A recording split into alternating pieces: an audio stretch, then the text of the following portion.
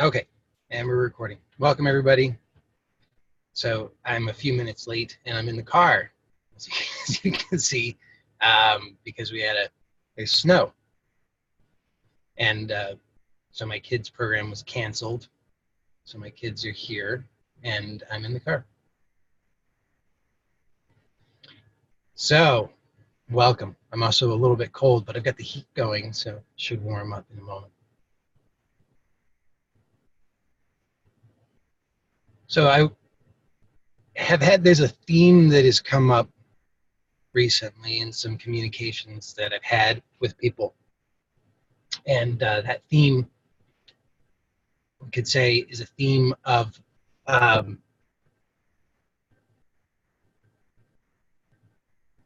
well, it's come up in a couple of I'll rephrase it in a couple of different ways. So the way that it's presented is that people want to quit something. So they perceive that they have some kind of addiction of some kind, and then they want to quit. So it could be smoking, it could be sugar, it could be any number of things, but this has come up a number of times, and so I thought it would be worth exploring, because I think this is something that we can probably all relate to in some way. And so people present this as there's a certain tone to it that I've noticed. So usually, in fact, usually people actually will use these words. They'll say, "It's killing me." Whatever it is, it's killing them. They perceive that it is killing them. So this thing, they have this perception that it has this power over them and that it's killing them. So it's usually fairly highly charged. So we could all just look for ourselves in in this moment to see what is it that we perceive is killing us.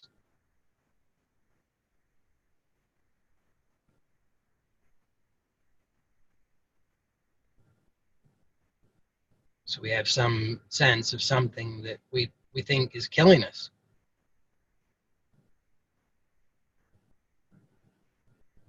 Maybe we think we're addicted to thoughts.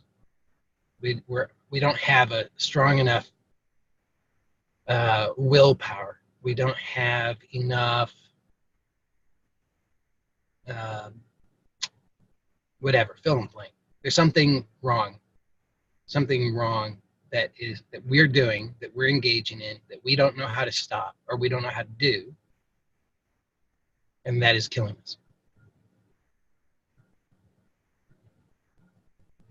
And I think this is true in some sense for all of us in some way, because if it wasn't true, then it would be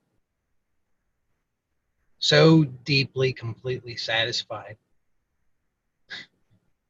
that we wouldn't have any sense that there's any problem at all.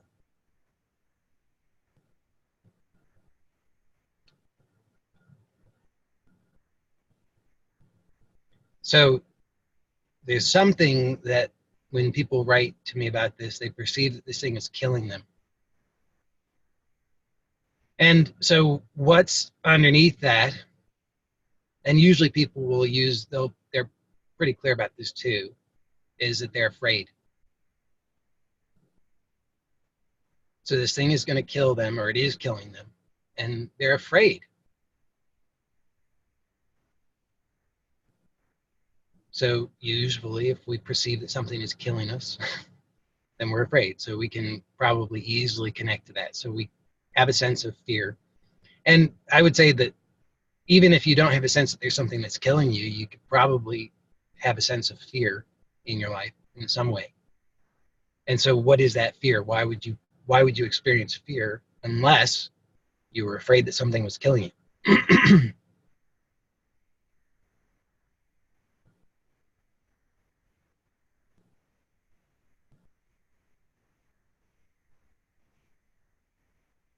So we have fear, we're afraid, And ultimately, I'm suggesting that that fear is that we're afraid that something's killing us. So what do we do? Well, when people have written to me about this, they perceive that they have this addiction to something, and that that thing is killing them, and their inability to stop it is uh, complicit in this death sentence, and they feel afraid, and they want to do something different. They want to stop it. So the if I would suggest that in this there's a kind of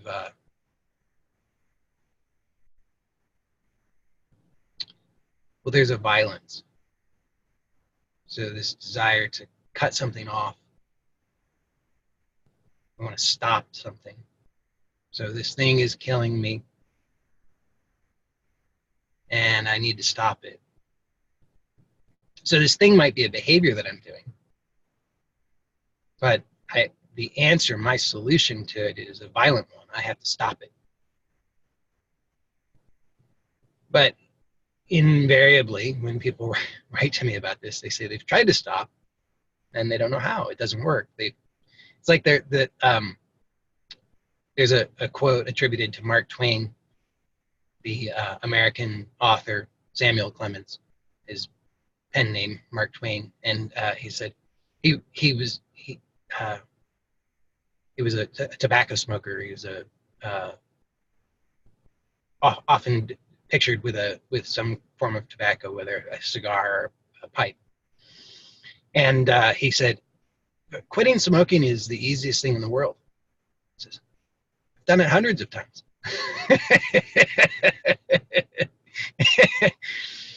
So we want to quit. We want to stop something. And so people, they say, I've tried so many times and it doesn't work. I failed.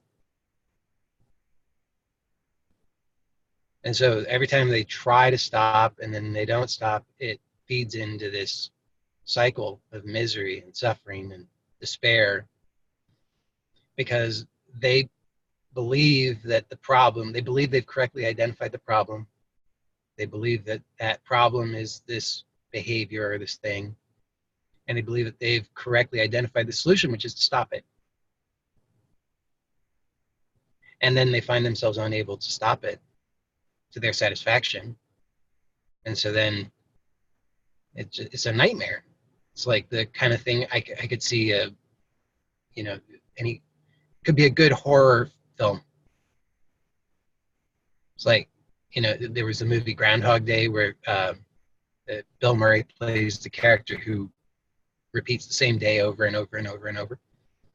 So Groundhog Day was a romantic comedy, but you could do something similar, but it would be a horror film, just doomed to repeat the same thing over and over and over and over and over every day. I'm going to stop. I'm going to quit today, and then it's the same day. You do the same exact thing. Didn't stop today. So this is the kind of nightmare that for a lot of people is what they perceive as their reality. Like they're living this every day. And I can relate. Anybody who knows anything about my story, you know that I can relate to that, because I was living that nightmare.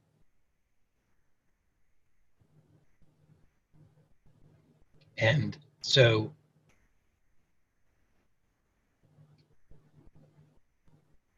I would suggest that I would suggest this is just in general a useful thing to keep in mind, is that when something doesn't seem to be working, and you've been trying for a while, then it's probably well worth your time to take a step back and reevaluate to see if you've correctly identified what is going on. So specifically in this scenario, if I perceive that something is killing me, and I believe that the solution is that I must stop the thing, and I am trying to stop it hundreds of times and failing completely, and each time my uh, dismay and despair is growing, then I personally have found it highly profitable in life to say, wait a second, hold on. Let me see if I've maybe made a mistake here. Maybe there's an error in my perception. Maybe I've judged something incorrectly. So let's take sugar, because maybe that would be the easier one. Although people, I think these days, they probably view sugar as just as harmful as tobacco. Slight aside, that in the United States, I don't know what it. I most likely this is true everywhere now, but at least in the United States, I can say that tobacco advertisements are very are regulated, and so it would be, I think, a big no-no to advertise tobacco in the way that it used to be advertised. But there's some. If you look on Google, you can Google old tobacco advertisements, cigarette advertisements specifically, and there's some great ones. There's just shocking. There's these old advertising campaigns for I don't remember what it was, like maybe I don't know, Camel, I don't know, Winston, I have no idea what it was, but it was like the 9 out of 10 doctors smoke Camel or whatever it is. it's the cigarette of choice of doctors. And then there's those that are, like for the pregnant woman, it's like what's the cigarette of choice for the pregnant woman? So why was I? Oh yeah, right. So tobacco, we think, God, no, no. It's a rare person these days who doesn't think that tobacco is the work of the devil. But people tend to have very strong opinions about sugar too. They tend to think that sugar is maybe on par with tobacco in terms of how evil and horrible it is.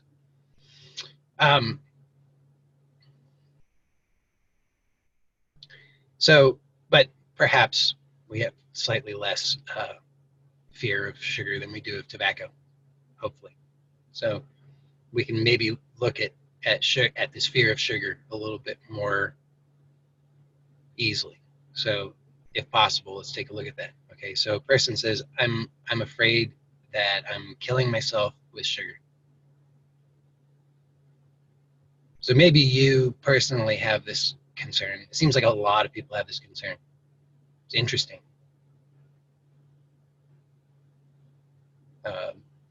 20 years ago, people had this concern that they were killing themselves by eating all of that fat.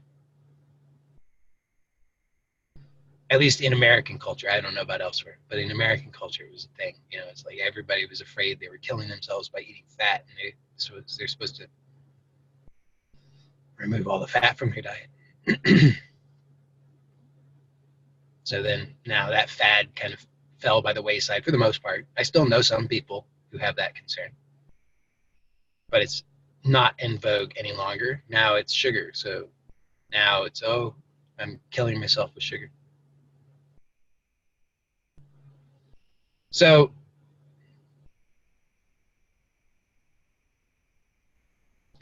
we could just take a look at this, and you can substitute for yourself. If you don't have this particular concern about sugar, you can substitute something else. But if you have this fear of sugar, then you can just take a look now and just feel into it. So I have this fear, I'm killing myself with sugar. and I'm trying to stop, but every day I find myself eating that candy. Every day I'm adding extra spoonfuls of sugar to my coffee.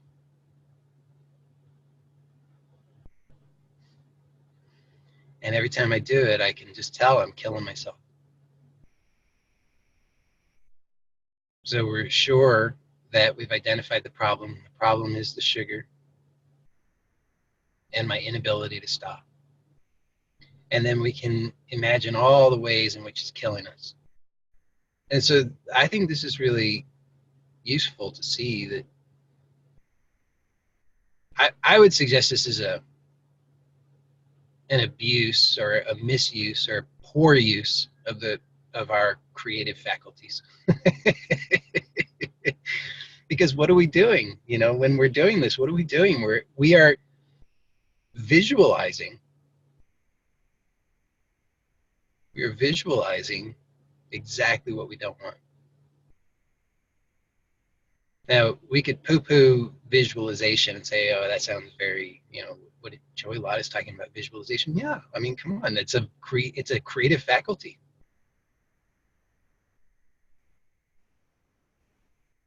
But how much importance we want to give it, I don't know, but it's certainly a creative faculty.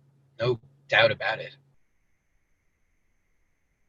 So, and I mean, there's tremendous evidence now that what we visualize frequently has very definite effects on our physical bodies. We have tremendous power when it comes to our physical bodies. I mean, what is it that is who else and what else has more power, more influence over our physical bodies than we do? I mean, we know, I know, I'm convinced that that unchecked stress, or what Hans Selye would call distress. Okay, so Hans Selye was the guy who actually coined the term in the first place. He he he he actually differentiated between eustress, which is positive stress. So this is the stress that provokes growth, positive stress, versus distress, which is negative stress, causes breakdown in the organism. So distress, what we generally just call stress these days, but distress has far-reaching negative effects in the physical body. I would suggest probably far greater than smoking. Because, you know, there are, not that I'm encouraging anybody to take up smoking, but if smoking in and of itself killed people, there wouldn't be a single person who lived to be, you know, anybody, it would just be a simple mathematical thing. Anybody who smokes X amount dies. So by the time a person consumes that much cigarette smoke or that much tobacco smoke, then they die. It would just be a simple equation. But there are many, many, many examples of people who live to be over 100 years old chain smoking every day. So I'm not proposing, just to be clear, I'm not saying please take up cigarette smoking. I don't work for the tobacco industry. But I'm just pointing out that it's not actually the strongest influence. It's an influence. It's definitely an influence. I think there's very strong evidence that inhaling deeply tobacco smoke regularly has negative health consequences. But it's one influence. It's not the strongest influence. I honestly believe that distress is the most powerful influence on a person's the most powerful negative influence on a person's health. And so when we repeat over and over, oh, this sugar is killing me. And what are we doing? If we slow it down, we can see what we're doing. We're actually visualizing how this sugar is killing us. And that visualization, now visualization doesn't mean that you have to have some sort of really complex 3D immersive imagery, but just that you're embodying it using multiple faculties and senses. So if I'm eating this sugar and I'm saying, oh, I'm killing myself. If I slow that down, what am I doing? It's really clear to me. Okay, what am I doing? Well, I'm imagining the various ways in which it might be killing me. I'm referring back to all this accumulation of knowledge that I think I have because I've read it in all of these books and on all of these blogs and on Facebook, and my mom told me and my sister told me and all of these other people told me. And so I'm referring back to this accumulation of information. And then it's all coming together in how I'm actually creating that within my own body. I'm creating exactly what I don't want based upon this fear. So this fear, well, we'll get to that in a moment, hopefully, if I can recall, if I can remember to do that. But because the fear is really at the root of this. But I'm using my creative faculties to generate exactly what I don't want. And it all happens so fast that I'm largely unaware of it. But whether I'm aware of it or unaware of it, it's still happening. And the miraculous thing is that we have this power to be aware. And I've said this many times in recent weeks, but I think it's always worth repeating because to me, the truth is very simple.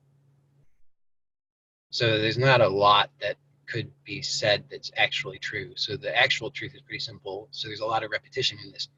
Slowing it down is extremely powerful. Slowing it down facilitates the development of greater awareness. It brings more into the light of awareness. So if it's happening quickly, automatically, because it's been programmed in, it's conditioned in, it just runs. It's a program. Push the button, it runs. So this program is running. Sugar's killing me. Well, it starts with, gotta eat the sugar. Then eating the sugar. Then simultaneously, oh my God, I'm eating the sugar and it's killing me.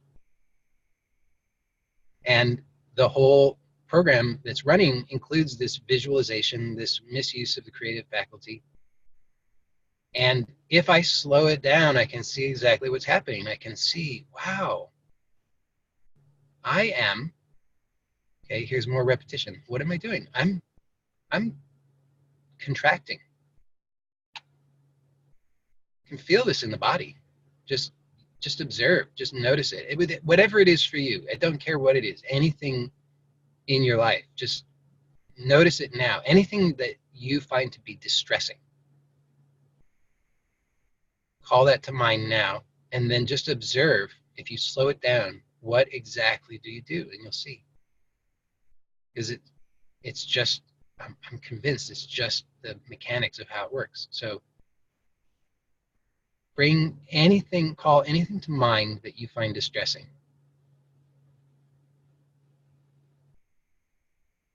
And then slow it down. Slow down how you do this and observe. And you'll see, I'm certain of this, you'll see that what you do involves a contraction. So I refer to this in a lot of different ways. I'll refer to it as resistance. I'll refer to it as armor, self-protection, rejection,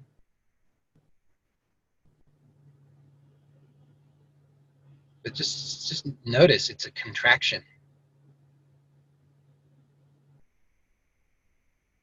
So jump all over the place today.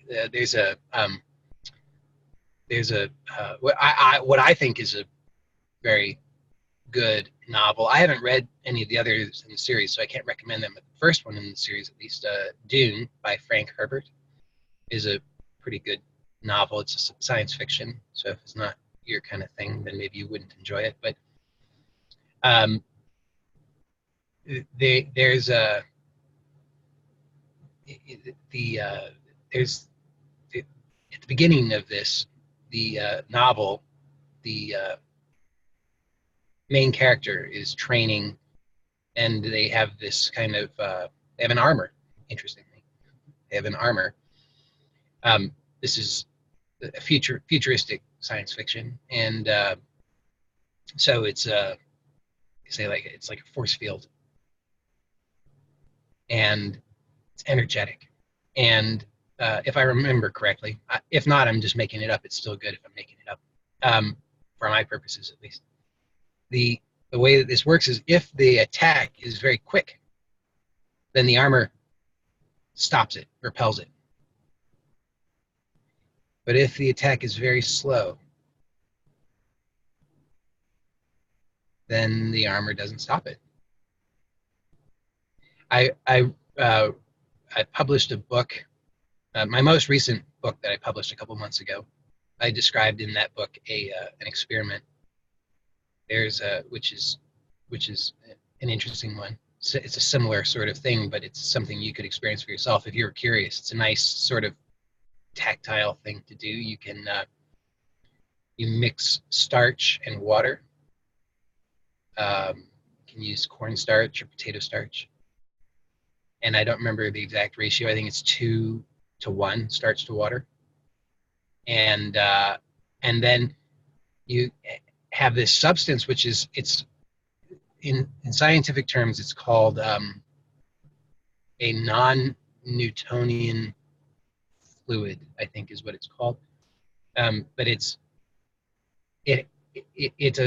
is a substance that behaves differently depending upon the amount of force that's applied to it. So you can it works similar to the force field in Dune, where if you slowly put your finger into it, well, if you poke at it really quickly, it is very firm. In fact, people will do experiments where they'll fill a small pool with this stuff, and then they can walk across it like Jesus walking on the water. Okay, so you can walk right across it because if you walk quickly, and I'm all over the place today. It's like a Tony Robbins fire walk.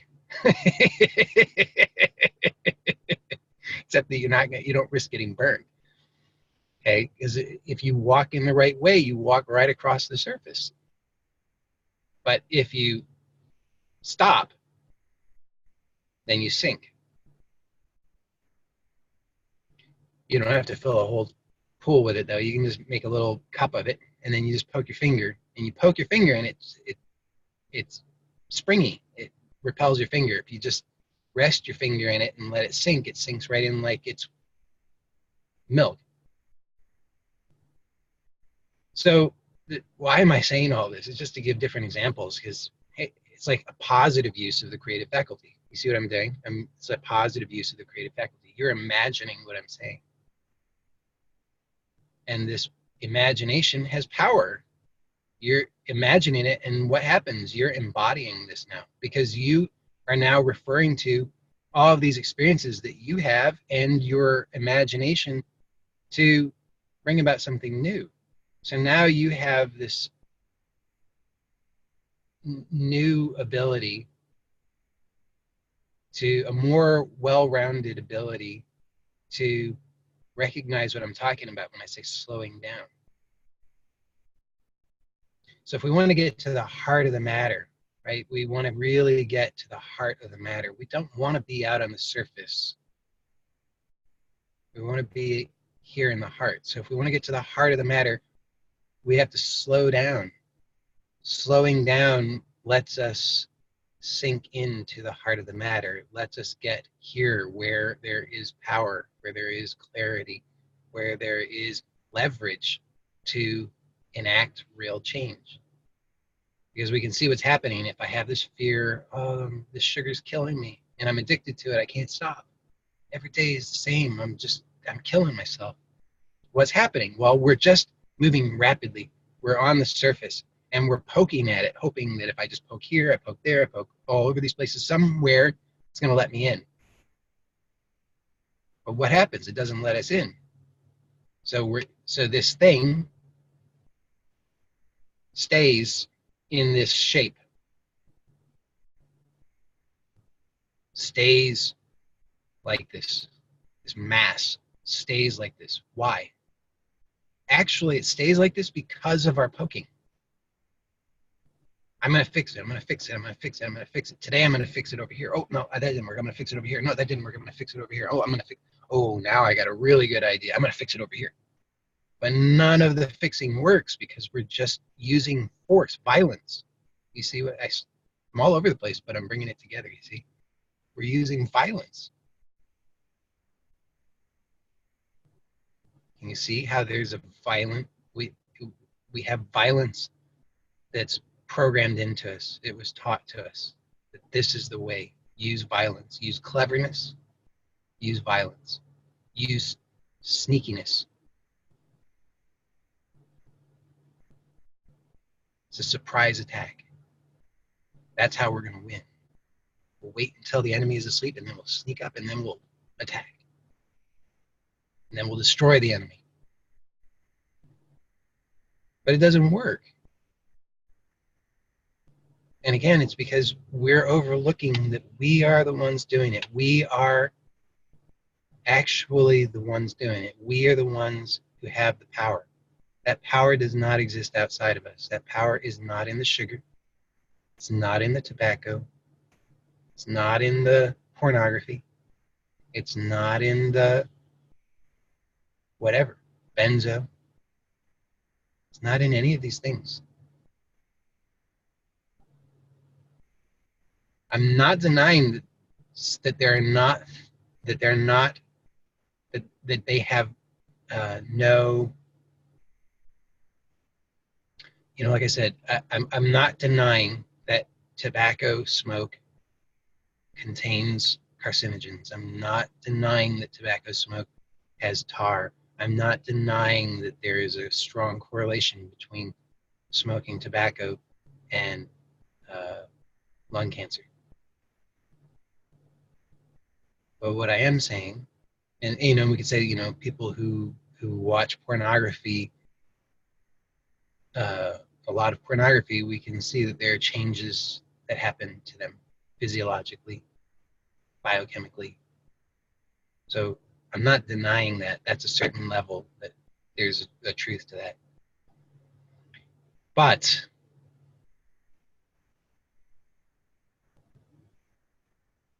the real power is not in those things. And this is hard to see, I think, for a lot of us, because it's been so programmed in us that we don't have that power, that the power is outside of us. And I've mentioned this before, but like so many things, it's worth mentioning again, that when it comes to our bodies, okay, we can actually, there is an extreme view here that I'm not proposing anybody needs to or has to take to this extreme, but it is to put everything in perspective. I think it's worth having a sense of the extreme view, which is that when it comes to our bodies, our physical bodies,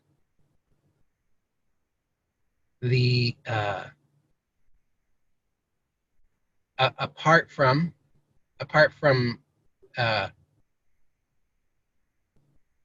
well, forget about the edge cases. Just by and large, our bodies are what we produce our experiences in our bodies. So if a person has the conventional view is that, for example, that there's this thing called infectious disease. I'm not denying that there is a certain level of reality to that. Okay, so there was a guy named, what was his name? I forget his first name, but I think his last name was Bernard. It's in French, so it's not, that's the American, Bernard. It's the American way of saying it. But he was, I got to turn down the heat here, sorry. He was a colleague of Louis Pasteur, and he co-invented pasteurization, actually. Okay, so this is on the records. I'm not making this up. I am kind of making it up, but it actually is in the records. Okay, so you could read this. So they co-invented pasteurization. They worked together, but then they kind of had a split where Pasteur went down this path of it's the germ. The germ is what causes everything. The germ has all the power. And Bernard said, he called it the milieu interieur. It's the interior. It's the what would we say? It's like the state of things in the interior. It's the environment, in the interior environment. So Pasteur says it's all about the germ. If I inject this germ into this cow, the cow will get this illness. And Bernard was saying, well, no, actually, it's about it doesn't work like that. It doesn't work one-to-one, that if I inject that germ into the cow reliably gets sick. It depends upon the interior state condition. And so, reportedly, whether or not this is true, I don't know. It's a nice story. Reportedly, on his deathbed, Pasteur said, Bernard was right. We don't know. I don't know. But why am I saying this? From the extreme view, there is truth to this. The extreme view is that the germ does not cause what we call infectious illness. The germ is a factor, but the germ is not the sole cause. And in fact, the symptoms that occur, even to the point of sepsis, okay, so sepsis is an extreme scenario where things have gone really, really badly in the body. Sepsis is as far as I know, okay, is actually the negative consequences of sepsis are due to cytokine cascades. These are products of the human body. The body is producing these things. The body produces the toxins that can kill it. So it's an inflammatory process. Inflammation is produced by the body. So if you were to burn yourself, the body is what is creating the inflammation. The inflammation is part of the immune response. It's part of the body's way of dealing with what it perceives to be a threat. So we hear these stories of these masters of qi and things like that who can do all these things, and in qigong and those sorts of healing modalities, they talk about that the human body is its own pharmacy, and that through the right use of what I'm calling the creative faculties, that we are able to uh, create whatever we desire within the interior state, the interior environment. So we think, okay, so before I tie this back into the sugar thing, okay, the one other thing I'll say about this is, no, I forgot now, doesn't matter. So but how does this relate to sugar? Okay, so I'm eating sugar and I'm repeating over and over and over, oh, it's killing me. So what am I doing? Well, if I'm observant, I'll see that I'm creating distress. I'm using my creative faculties to generate distress.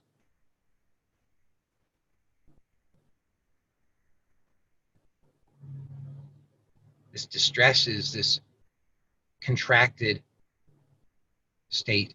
So it's through the use of violence, force, and creates this contracted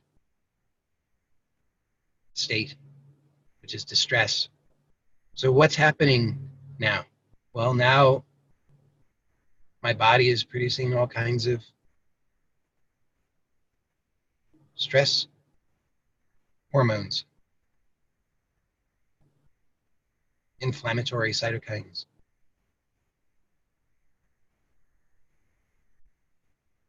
It's changing the energy metabolism. And, well, now's not the time for that kind of energy metabolism because we're under attack. So we got to do this.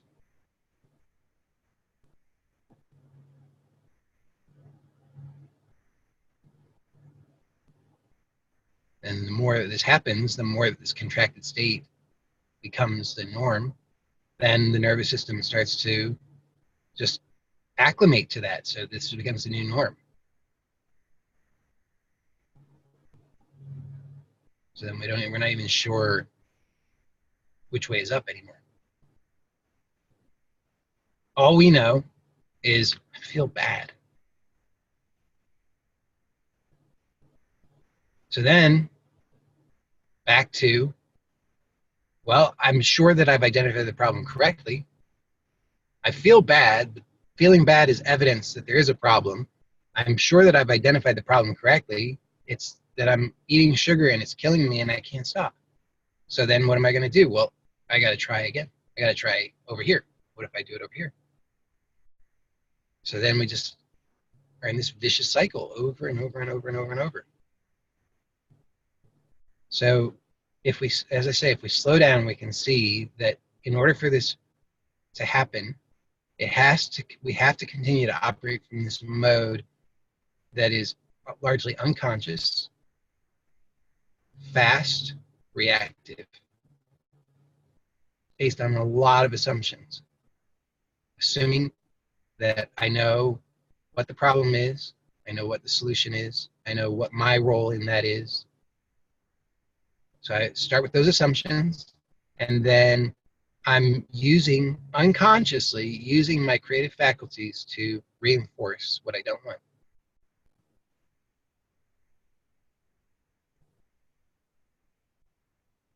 So what is the remedy? Okay, so awareness is the remedy.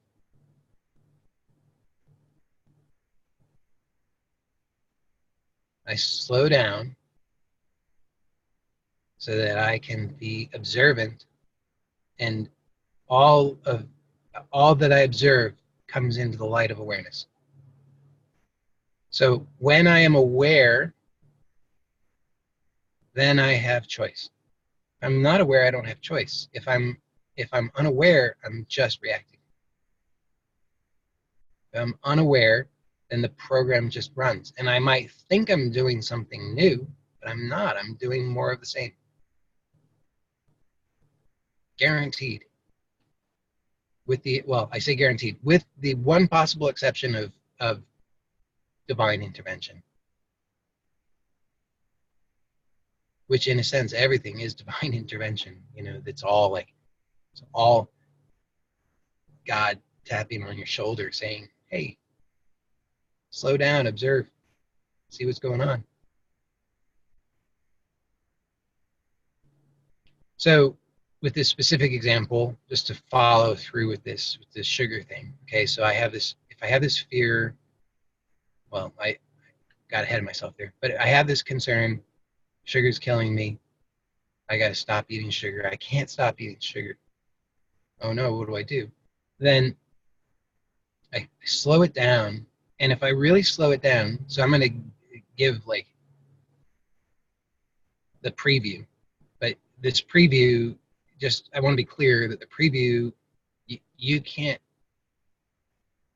you have to look for yourself to discover this for yourself for it to be of value. So I'm giving the preview, but the preview in and of itself isn't valuable. You have to look for yourself.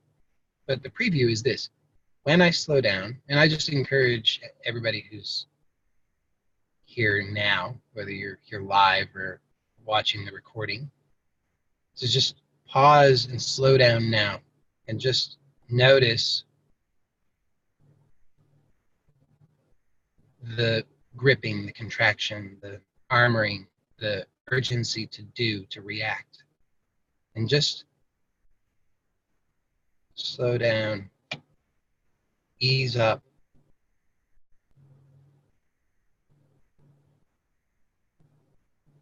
And there's some part of the brain that says, no, you can't. But just give yourself permission just for a moment. Say, okay, yeah, I get it. You think I can't, but there's nothing that's actually, there's the idea that something's killing me. But nothing's actually killing me right now. Right now, nobody's got a gun to my head. Nobody's stabbing me. Nobody's suffocating me. I'm breathing. I'm here. My heart is beating. So just for this one moment,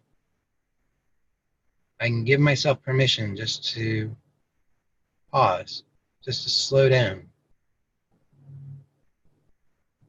and see the gripping, the contraction. So just the seeing of it, just the awareness of it is very, very powerful. You don't have to, at this stage, do anything more than that. If you are able to, okay, if you're able to, I want to be clear, you don't need to do anything more, but if you are able to, you might explore, what if I just don't do anything with this for a moment? Just continue to observe. Because then I can start to notice the impulses to use violence, speed, rapidly, try to fix.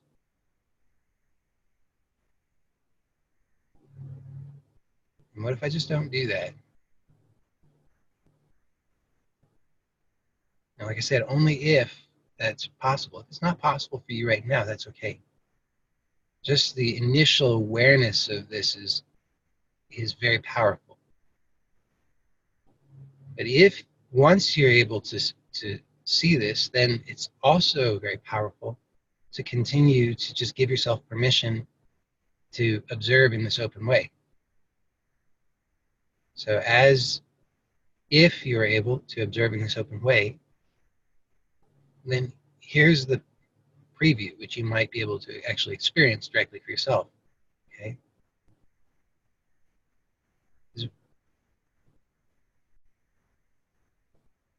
What is actually killing me?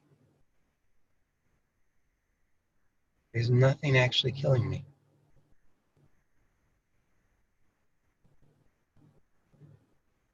All that is happening is fear.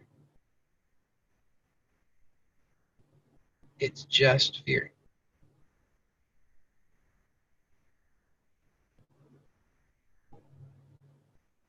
There's a famous quote, I think it's attributed to,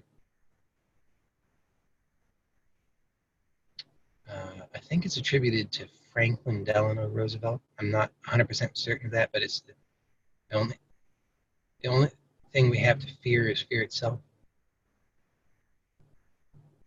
Something like that. It's very, whoever said it and whatever the exact phrase is, it's pretty wise. Okay, so if we really slow down, we can see that there is fear. We, in our rapid reactivity, we assume that fear means that there's a problem and that we have to do something. We assume that there's some substance behind fear, like that there is actually a tiger about to pounce, that there's actually somebody with a knife about to stab us. We assume that the fear means that. But when we really slow down and observe, we see what's here. Fear. Period. You see what I'm pointing at? There's nothing behind it.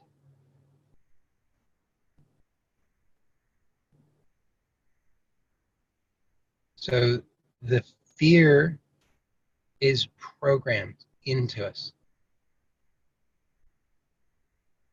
We assume that there's more to it. We assume that that fear means there's something there, something killing us. So when all of this happens really rapidly, then what happens is, sugar's killing me. Oh my God, I gotta stop. Oh my God, I'm not stopping. It's killing me. Oh my God, what am I gonna do? Oh, I gotta stop with the cigarettes. They're killing me. Oh my God, I can't stop. And we assume so many things, but what we're not noticing, because we're reacting so rapidly, is what we can observe if we slow down. So we can slow down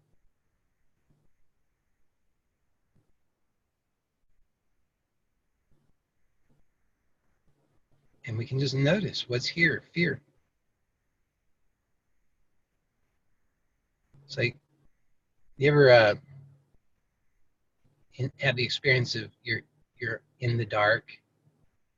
Dark tends to do this to us. Okay, you're in the dark, alone, and you become afraid, and your mind starts telling you all these things that might be there in the dark. Boogeyman, aliens, ghosts, some kind of crazy escaped convict who's snuck into your house. Maybe I'm the only one. I don't know. I have these things. My mind starts projecting all these things when I'm alone and it's dark.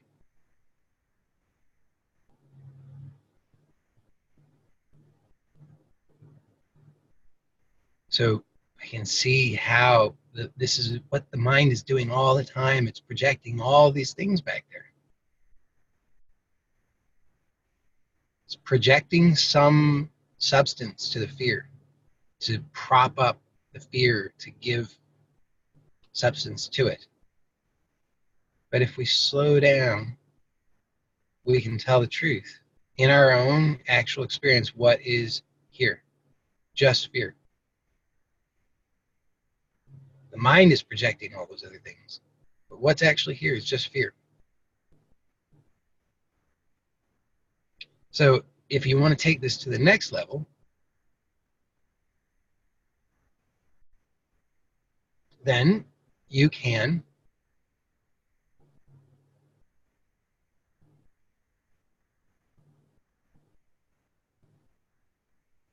just continue to explore where you are reacting with this contraction, this armoring, and just continue to explore, even with fear here. Just continue to explore. releasing and softening.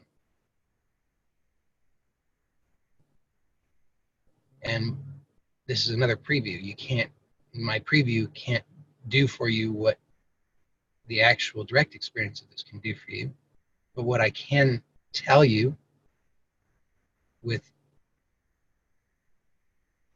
I'll actually say 100% certainty. Okay, I can be 100% certain of this. What you will discover is that that fear is not what you thought.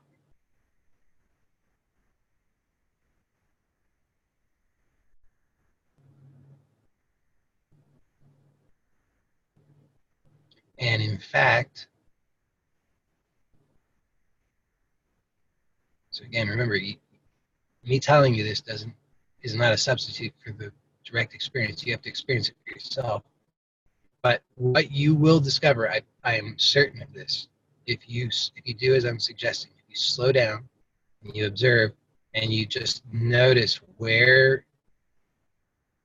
and this is an advanced thing. I want to be clear, okay? So don't think that you got to get it right first time. It's like you never played baseball. Don't think you're going to go up to bat the first time and you're going to hit a home run. But if you're willing to explore, what I can assure you is that you will discover that not only is the fear not what you thought, but you are not what you thought. The problem was not what you thought. The solution was not what you thought. And that all of it was pointing you to something far, far greater than what you had imagined. So this is back to the use of the creative faculty. We were imagining something, and we were using imagination in a way to limit ourselves. We were imagining ourselves. So you can see how this reinforces this idea. And I'm using this specific example of sugar because this is something that actually has come up from a number of people. But you could substitute anything, whatever it is that provokes this for you. And for all of us, there are many things, but I'm using this specific example. So if I have this fear of that I've identified as sugar is killing me and I got to stop, but I can't stop, then I'm using my creative faculties to imagine myself as this thing here that is victimized by sugar. So I'm this separate thing victimized by this other thing over there that has all this power. And over here, that I'm trying to outrun, that I really don't want to see, but I'm kind of vaguely aware that it's there, is this tremendous fear. So I contract more and only look over here because I don't want to see that. So I'm using my creative faculties to imagine this as if it was true. I'm creating this as my reality. It's not real. I mean, it's real, but it's not the truth. It's not the only reality. It's not the whole truth. It's just the reality that I'm imagining.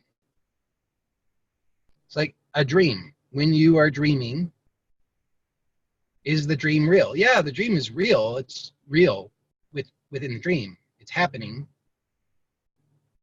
But when you wake from the dream, you say, yeah, it was a dream. So it's real, but it's real as a dream. Same here, we use this creative faculties to imagine this scenario where I am this separate thing, victimized by sugar, victimized by tobacco, victimized by porn, victimized by my neighbor, victimized by my career, victimized by my body, victimized by pain, victimized. I'm separate. Fear back there. Oh my God, don't want to see that. Gotta run. So I'm using my creative faculties to create this and imagine that it is real.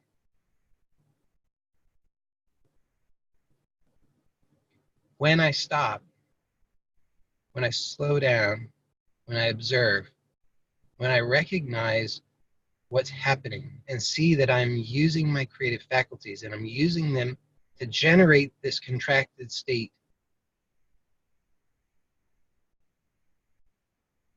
then I can choose to continue to explore because I can recognize, well, wait a second, right in this moment, regardless of what I'm believing, regardless of my conditioning that tells me that sugar is going to kill me, sugar is going to kill, sugar is killing me, and I've got to stop. What I got to tell the truth, that has not worked.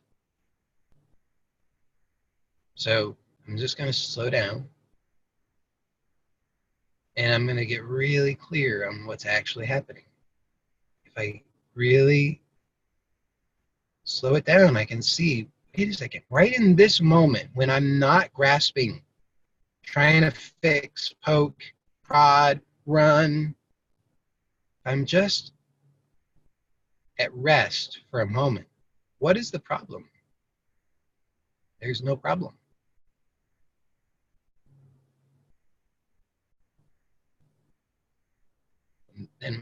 But then the conditioning comes in and says, wait a second, but there is a problem. I know there's a problem. There's a big problem. You got to do something. Okay, that's fine, but just slow it down for a moment. What about right now? What's the problem?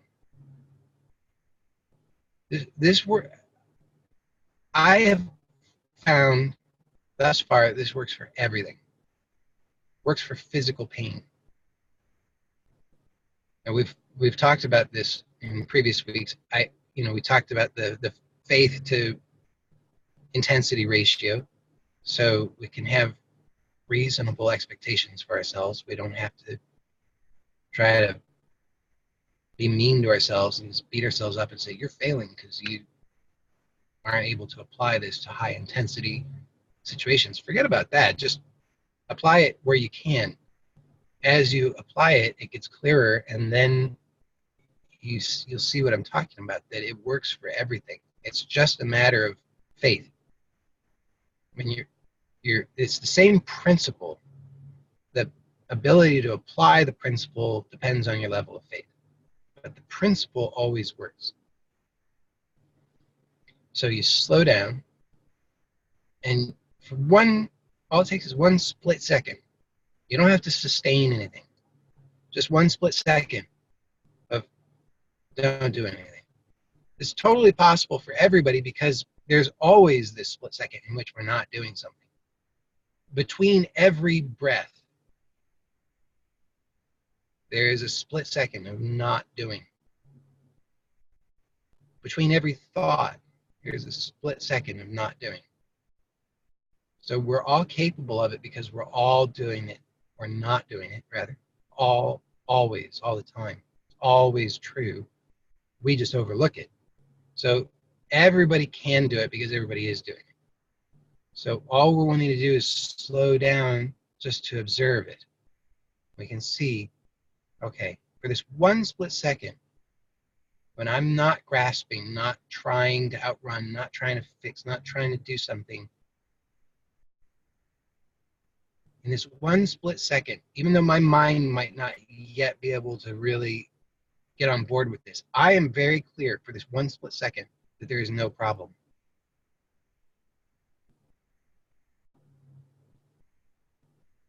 The more that I explore that, the clearer that becomes. Then my faith grows and my capacity to slow down and observe increases, so that then I can start to recognize what I was pointing to, calling a preview, which is what is actually here. It's just fear. My mind is projecting something behind the fear. My mind is saying there's a boogeyman.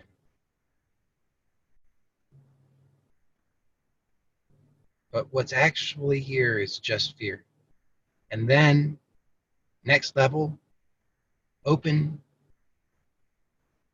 even to that.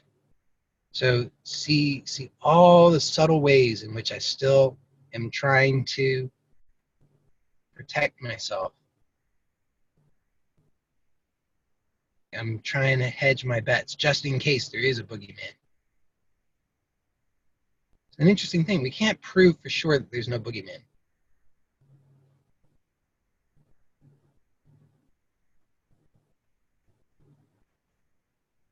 can't prove for sure. So that doubt's always there. Yeah, but there might be. So we want to hedge our bets. Okay, I'll let go. I'll let go. I'll let go. I'll let go. Okay, I'm letting go. I'm letting go. I'm letting go. Letting go almost all the way. But just this little bit I want to hold on to, just in case there's a real boogeyman.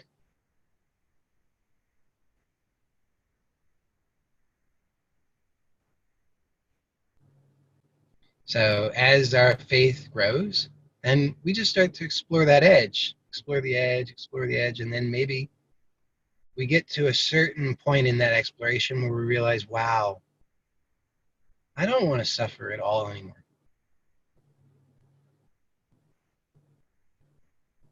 At all. And we get really clear in our direct experience what it is that suffering is. What is suffering?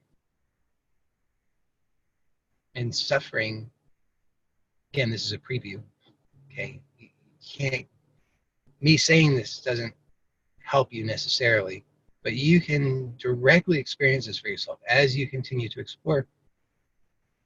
Then you slow down, you observe, you see how you're doing this self-protecting. You release, release, release, release, release, and then there's just this little tiny bit, and you notice, wow, yeah, still hedging my bets just in case there's a boogeyman. And you see, that is all that suffering is.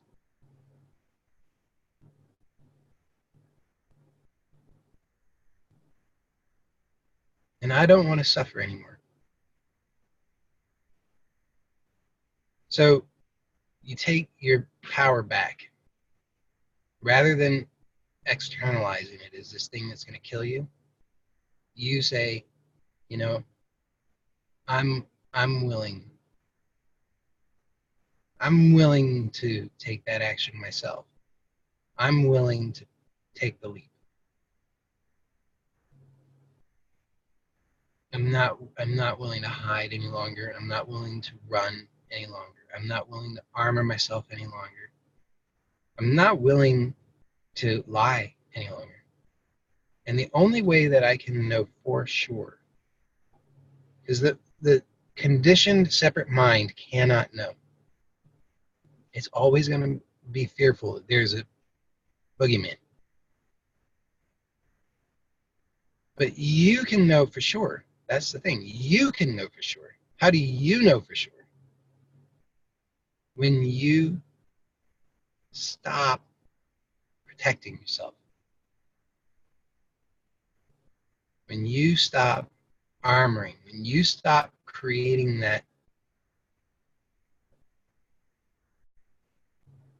separation with your creative faculties, then you're no longer projecting this separate reality, and you are fully immersed in reality as it is. And it's totally effortless.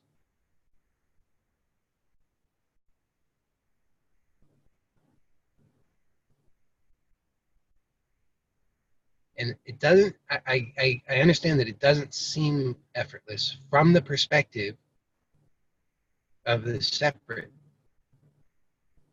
person, because from the conditioned mind says, no, it seems like there's a lot of effort involved in that.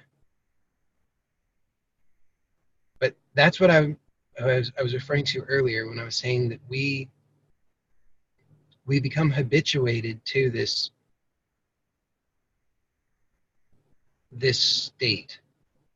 So we generate this state for ourselves, and we become habituated to that. So our nervous system then just says, well, that's just how things are.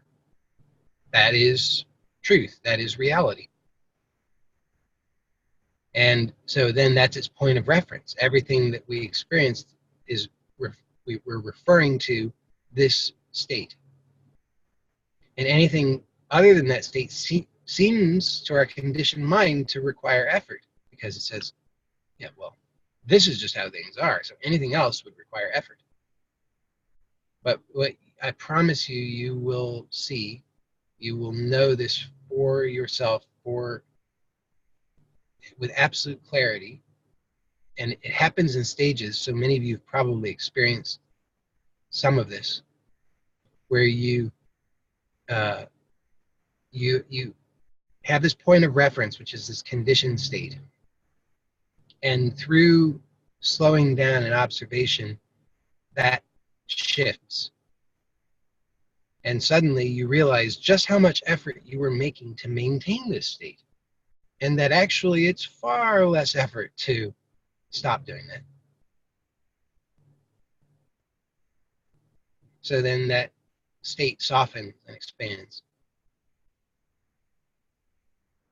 because you're not making so much effort to do this. So naturally it softens and expands. Then it's clear to you that this softened, expanded state is far less effort. And that continues and continues. And what I'm saying is all the way when this last little holding on, there's still this sense of, oh yeah, but it would require effort to not do that.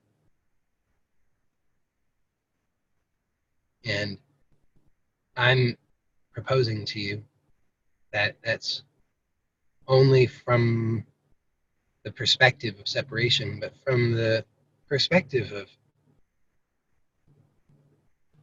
wholeness, wholeness is what is. It is absolutely effortless. It requires no effort whatsoever.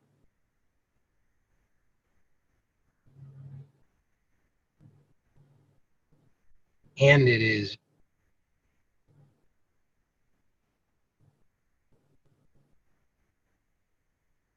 profoundly rich with potential. So then we have this clarity on the use of the creative faculty. So it's not that we're not allowed to use the creative faculty. We are using the creative faculty always, but we have clarity about it, and we realize that where does that power come from? Here. So to tie this back to the original theme, just in case it's not clear, okay? The original theme was to look at broadly what we would call addiction, in the sense that there's something that I'm doing that's killing me, and I have to stop it. And we can see that that hasn't worked. So when we see that that hasn't worked, then my proposal is let's take a step back and just see if maybe we made some incorrect assumptions, which invariably we have. And in order to see that, all we have to do is be willing just to slow down and observe our experience. So slowing down is very important because it allows us to switch modes and to allow things to come into the light of awareness. Just that is very powerful because now we can see it's not what we thought. So the conditioned reaction is sugar's killing me, I got to stop eating sugar.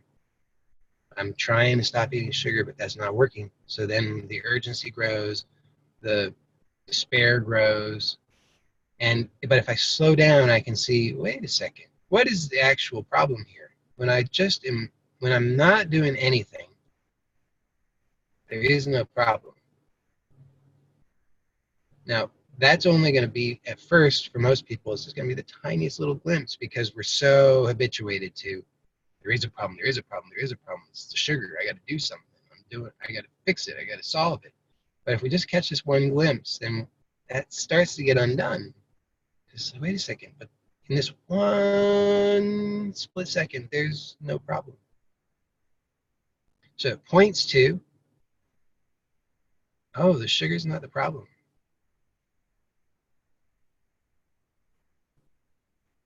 So what's actually underneath that is really, it's just the conditioning, the violent conditioning trying to protect against this fear. The sugar cannot protect against the fear stopping eating sugar can't protect against the fear. Let's be clear about it. The sugar has nothing to do with the fear at all.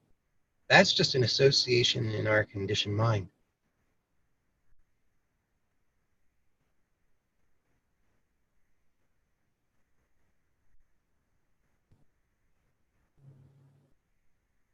And the thing about it is that I'm certain that from this clarity, without trying to solve the imagined problem of the sugar or whatever, fill in the blank, that whatever is best, and by best I mean for your greatest happiness, that will naturally unfold from this clarity, not from you trying to fix the problem. Because can you see, again, it's like the wrong use of the creative faculty. If I try to solve the problem in this reactive way, using my creative faculty to try to solve the problem by violence and trying to fool myself, trick myself, or beat myself up into submission to do the right thing, what am I doing? I'm using my creative faculties to create a reality in which I have to beat myself up to be happy. Well, what kind of happiness is that? That's not happiness. So we can start instead from what we want. If I want happiness, if I want peace, let me start there first. That's what I want. Sugar, forget about sugar. Who cares about sugar? Sugar gonna make me happy? Clearly not. See, sugar doesn't have that power. It can't make me happy, it can't make me unhappy. I can start from what I want. I want happiness, so let me just choose that first. How do I choose happiness? Well, what I'm proposing is that actually happiness is inherent. It is your true nature. It's already the case. To the degree that you don't recognize that, I'm saying you, but I mean any of us, I'll include myself in this. To the degree that we don't recognize it, it's that we're using our creative faculties to create a reality and fixate on that. So let's take a step back. Let's just see how we're doing that, stop doing that, see what's motivating that, and then we can get really clear about where that happiness really is, how to really access that happiness, and the choices that we are habituated to making that obscure that. But that's not about beating ourselves up or forcing ourselves to do anything. That's actually, I would say, it's the end of war, it's the end of violence, it's the end of self-loathing, it's the end of self-violence, and it's the most terrifying thing. Why? Not because there's something about that that is terrifying, because what it does is it's the undoing of all of the conditioning that we fixated on, that we were using to try and run away from the fear that's always been here. And to finally take an honest look and recognize what's really here, to see it's just fear.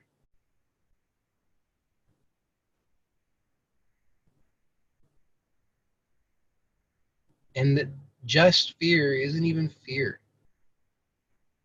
It's power, it's grace.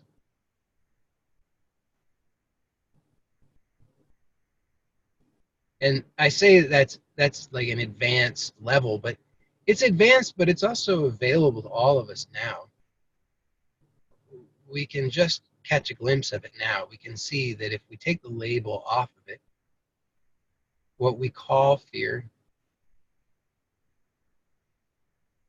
Isn't it really just power?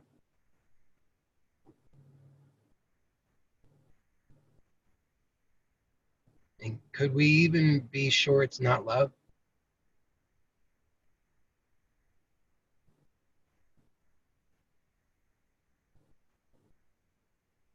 So you don't have to hold on to that as a belief, but you can just catch a glimpse of it. And if you catch a glimpse of it, then that starts to work on you because you know, oh yeah, that I caught a glimpse of that. That's interesting. That's amazing. It's the most attractive thing.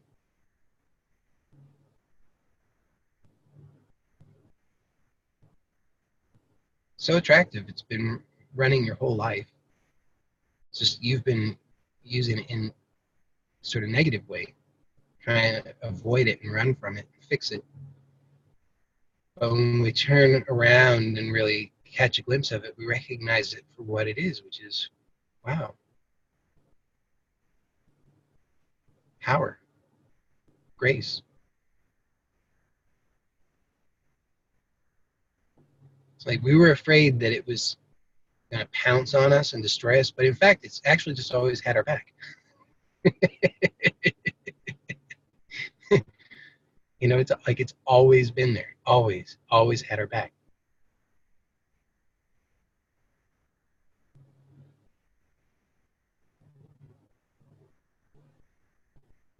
So that's all I got for now. Anybody's got anything they want to share? I'm happy to hear from you.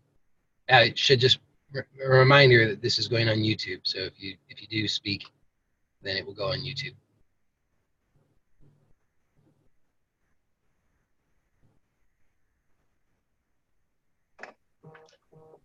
Yeah, I would share. Yeah. I have noticed for quite some time now, I think I'm addicted to watching. It feels to me like if I watch the next video, if I read the next book, Mm-hmm. and on it has gone on, that somehow I will become free. Mm-hmm. And I have noticed that I have pushed away from doing that because I feel it's like an addiction. Mm-hmm. And yet I feel that's what will give me my freedom if I know just one more thing Mm-hmm. and and somebody has the answer. And it feels really sad for me to give that up. I mean, uh, because then I guess I am left with myself Mm-hmm. to look at these things. And I also get that the urge to fix is just an idea to reinforce this entity that doesn't really exist in a sense.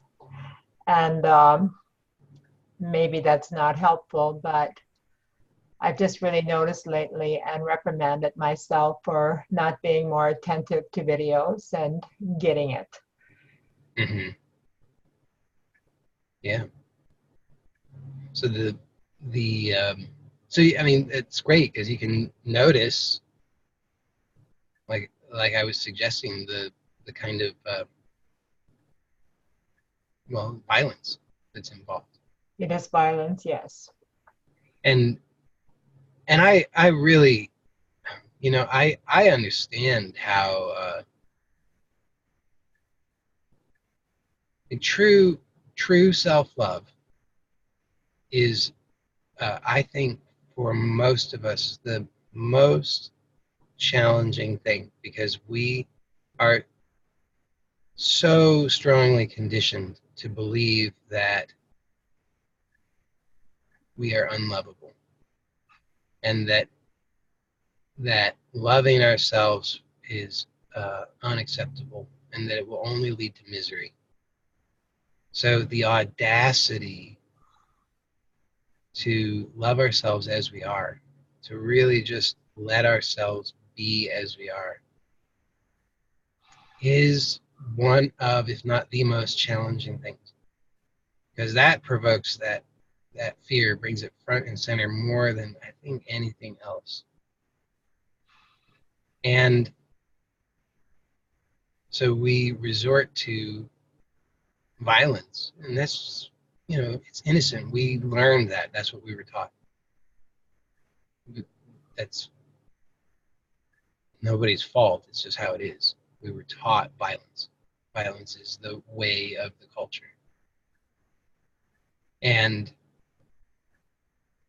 the beautiful thing is that when you see it, then you recognize somehow, in some way, you recognize, whether you're fully aware of it or not, you recognize that that's not what you want. You don't want self-hatred. You don't want self-loathing. You don't want to be violent toward yourself. So it's all pointing you to an easier, lighter way. Because the thing about the videos and the books and whatever, they don't have the power to awaken you, nor do they have the power to enslave you. So, when people ask me about how they want to quit smoking cigarettes, and they've tried so many ways to quit smoking cigarettes, and we explore it, and invariably people are just mean to themselves. So I just say, well, if you're going to stop trying to quit smoking cigarettes, that's not working. How about this? How about every time that you want to smoke a cigarette, just slow down for a moment. Smoke the cigarette consciously. Be willing to love yourself as you're contemplating smoking the cigarette, as you're lighting up the cigarette, as you're inhaling. Just be willing to be present and to love yourself. And then be willing to do that afterward. Be willing to do that all the time. Just stop being so mean to yourself. So when you're feeling this, all of it, I think, is very similar. It's all kind of the same thing, just different forms. So you have this desire to watch another video. Okay, then you can just, if you're willing, you could just slow down rather than getting engaged in this battle within yourself. Oh, you shouldn't do that. Oh, but I want to. Rather than getting involved in that, because you don't want that. You don't want to be at war. So don't practice war. Instead, it's like the bell is ringing to wake you up, and it's just saying, hey, just pay attention, just observe, just slow down. So you feel this impulse to watch a video. It's the bell ringing, and you just now recognize that that's the bell ringing, and it's just saying, hey, just slow down for a moment. Notice what's really going on here. So slow down, observe your experience, see what's going on. Notice how much contraction there is. Notice that contraction is what motivates you to try and solve the problem. And you're just conditioned to think, if I can watch another video, it's going to solve the problem. And now you've got this new conditioning which says, yeah, but if I could stop watching the videos, it would solve the problem. So now you've got this conflict. I should watch because that will solve the problem. No, I shouldn't watch because that will solve the problem. But both of those are superficial. You're overlooking something. So just, it's the bell ringing. Don't be concerned with that superficial layer. Look a little deeper, slow it down, and just observe that what is it you're really trying to solve. You're trying to solve this contraction. And then you can, oh, go ahead. No, the idea of slowing it down in relation to anything in my life is very helpful. Yeah. And because of this bottom line of kind of self-loathing, I can keep myself busy. Yeah. And I can also imagine and run a story that other people feel that way about me too. Oh, interesting. Yeah. The projection. Yeah. And so I probably just not need to give those stories any attention or slow down again and see. Go ahead. Well, I was just going to say that while there may be some truth to that, that you're not needing to give any attention to those stories, I think in practice the reality is that you are in the habit of doing so. So then what happens is now you've got a meta layer here of the next level of addiction, that now you've got the new problem that you're going to solve by withdrawing attention from the stories. So then you're back in the same loop. And a Right. gentler way is just to say, give yourself permission. Okay, I've got these stories, but I can slow down. That's all. It's just, I can just slow down. And it's not a forced slowdown. It's like, you are so tired. You need a little bit of a rest. Just, that's it. It's just a little respite. You're going. Wow, you just need to slow down just for a moment. Yes.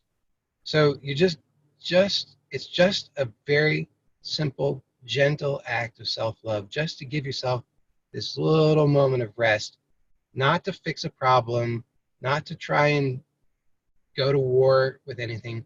Just, wow, I just need a little rest just for 2 seconds. Very helpful. Yes. And you'll see that the more you give yourself that, the more that those problems that you perceive that you have, they just sort of resolve themselves. Because like I said, as you have clarity for yourself that that the videos and the books and so forth don't have any ability to enslave you nor liberate you, then you take the action. Whatever action you take is one that you will start to do out of self-love and joy. Because sometimes reading or watching the video is lovely and you just enjoy doing it. And other times you have no real interest in doing it. It wouldn't be satisfying in any way, and therefore you don't. But that clarity comes from you recognizing from your own direct experience, from having slowed down, that those don't have any power. How is reading a book going to liberate me, or how is watching a video going to enslave me? It can't. Yeah. Thank you. Yeah, thank you.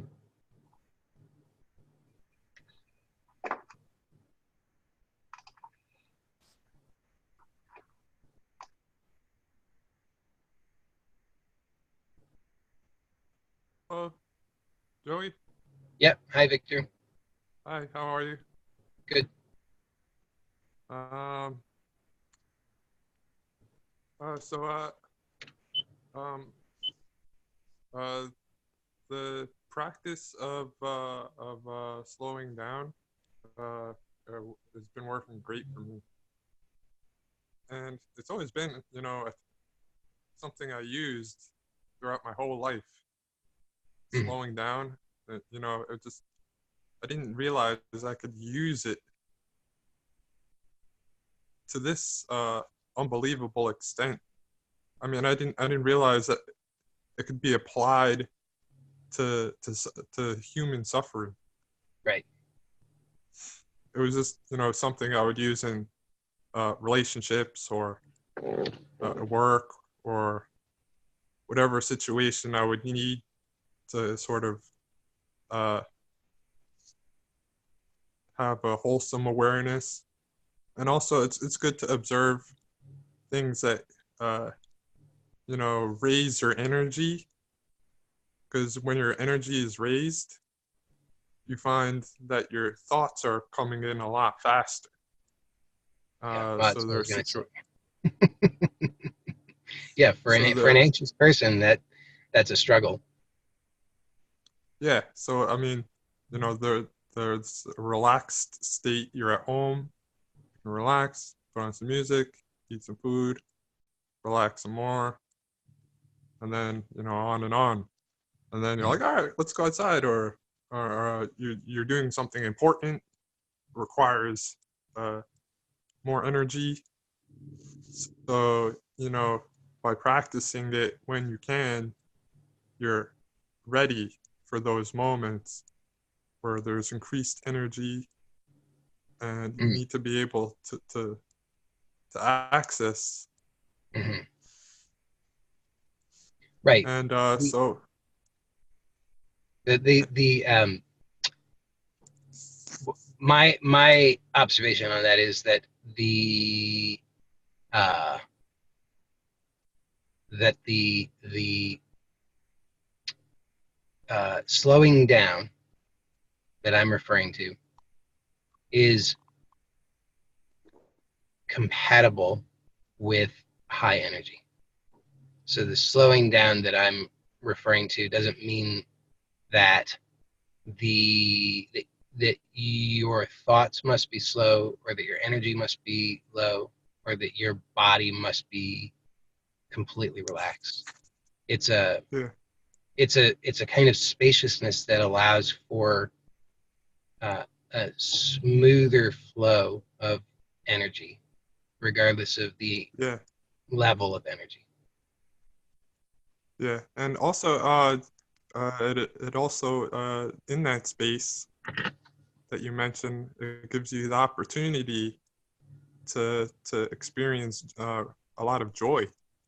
Um, and if you don't choose to access that joy, if um, then you'll find yourself, going back into the old habit of going into the old files and stuff of uh, painful experiences, or you're reimagining the past, and Mm, like thinking about times that were mm, challenging for you. Oh, I should have done this, I should have done that.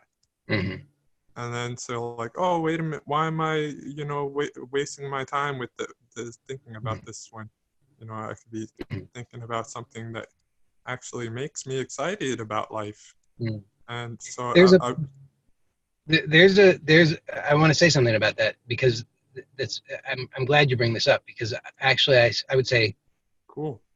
that it's a very uh, so my experience is that allowing for the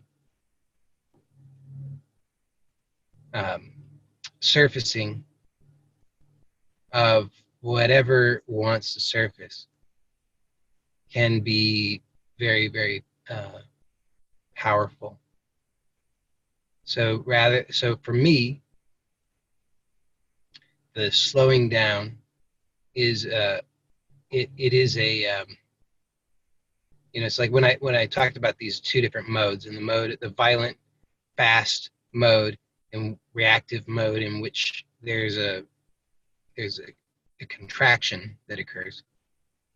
It's a way of that mode is works to suppress things, to keep things contained, to keep things under the rug, hidden from view. But then in this switching modes to this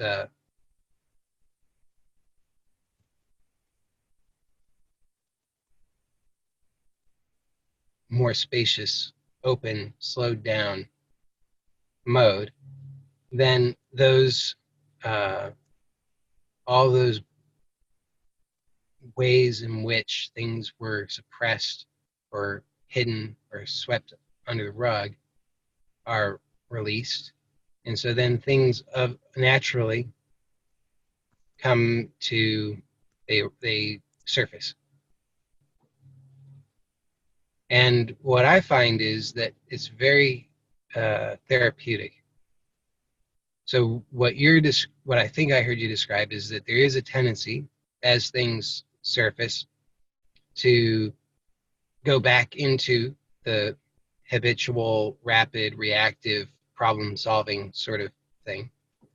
However, what I've found is that just allowing and welcoming everything into this spaciousness is very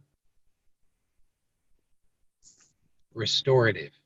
It allows for whatever was previously perceived to be something that was a problem that needed to be dealt with to be reintegrated.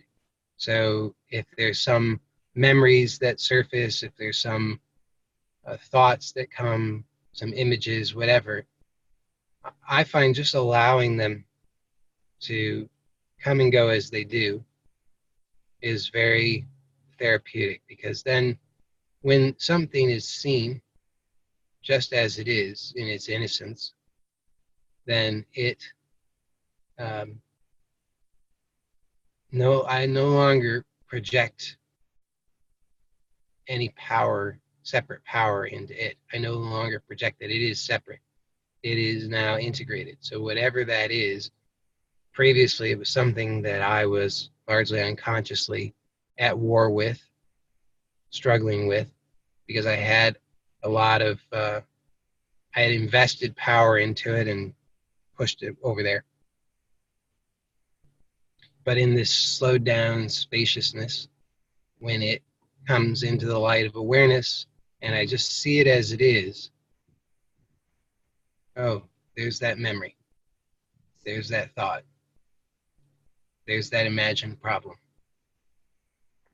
and just welcome it in this way, then that power is, so it's the separation that I had imagined is dissolved, and there's a reintegration of that power that I had invested into that thing that I imagined is separate. Yeah, I wanted to bring something up Mm-hmm. about emotion, Sure. because emotion seems to have it seems to be negative sometimes, but Mm-hmm. it also a very powerful cleansing feeling to it. Mm-hmm. Like sometimes everything will be going perfect, and then something happened. You did one small thing that you Mm-hmm. didn't really understand why you did it, and then I was at the supermarket the other day, and something happened at a previous store, and this emotion just entered inside of me, Mm-hmm. and it felt very cleansing, but it was Mm-hmm. painful. So I'm like, Mm-hmm. okay, this is great, because Mm-hmm. now I get to really see if I can operate um, without reacting to it. Mm-hmm. And my confidence was gone. I had no confidence. My Mm-hmm. mom was asking me, "Oh, so what do you want? We're at the supermarket." I'm like, well, I don't really know what I want anymore." um, and then so we're kind of like I'm thinking like, oh, did I do something wrong to make this happen, or Mm-hmm. is this to my benefit, that to have this emotion and to allow this emotion to breathe, Mm-hmm. allow it to give it some air, Mm-hmm. and eventually what will happen is a transmutation. Is that feeling will soften, and you'll notice that it's actually love and peace, Mm-hmm. and so it's beautiful, watching the transition. Yeah. That's what I wanted to bring up. Yeah. And Great. uh, uh, I'm really excited. This week is coming. The Star Wars movie is coming out. Star Wars 9, and so we already talked about 7 and 8. Mm-hmm. Whenever I go into this movie, uh, it awakens these kinds of feelings, and Mm-hmm. it sort of gives me a sense of identity of who I was and now who I've become. The Mm-hmm.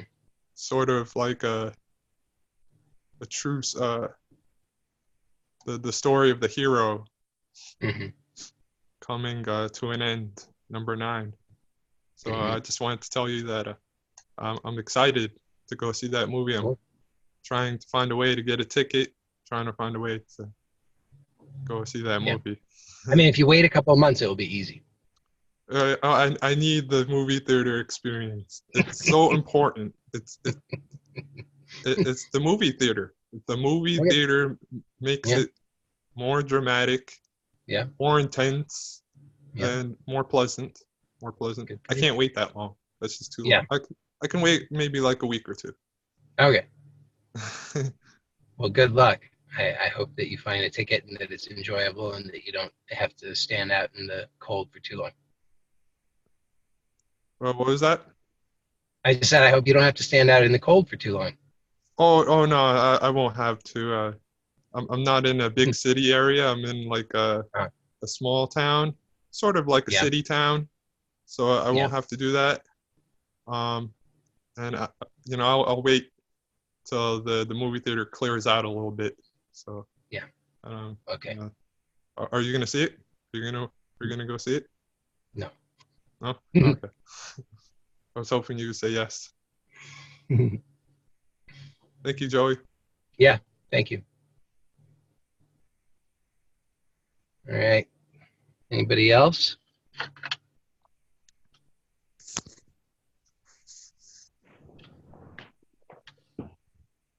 Okay. Thank you, everybody. I'll see you next week. Bye for now.